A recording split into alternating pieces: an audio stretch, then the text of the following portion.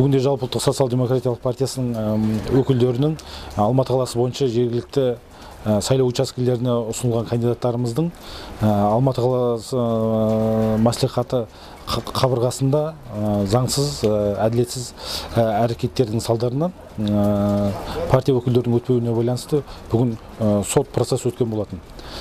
Үстіміздегі жылдың 10 сәуірінде Алматы қалалық Бостандық аудандық сотына партия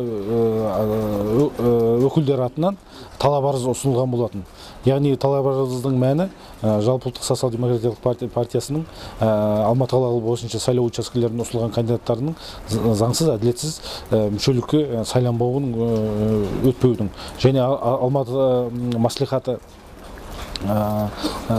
депутаттарының Алматы қалалық сайлау учаскелер мүшелерін сайлау барысындағы заңсыз, әділетсіз әрекеттеріне байланысты мәселе қарастырылған болатын. Өкінішке орай, бүгінде Алматы қаласы Бостандық ауданы сотының шешімі негізінде Жалпыұлттық ЖЗТБ партиясының белгілі бір уәждерімен сот талап арызы қанағаттандырылған жоқ. Сот Алматы қаласы мәслихатының жағында соның пайдасына шешім шығарды. Әрине бұл шешім біздің ойымызша әділетсіз. Қазақстан Республикасының 1995 жылы қабылданған конституциялық сайлау заңының 10-шы бабының негізгі принциптері бұзылғандығы біздің ойымызша анықталған. Соған қарамастан сот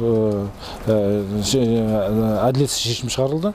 Біздің 15 күн аралығында Алматы қалалық сотына апелляциялық талабымызды қоятынымыз анық.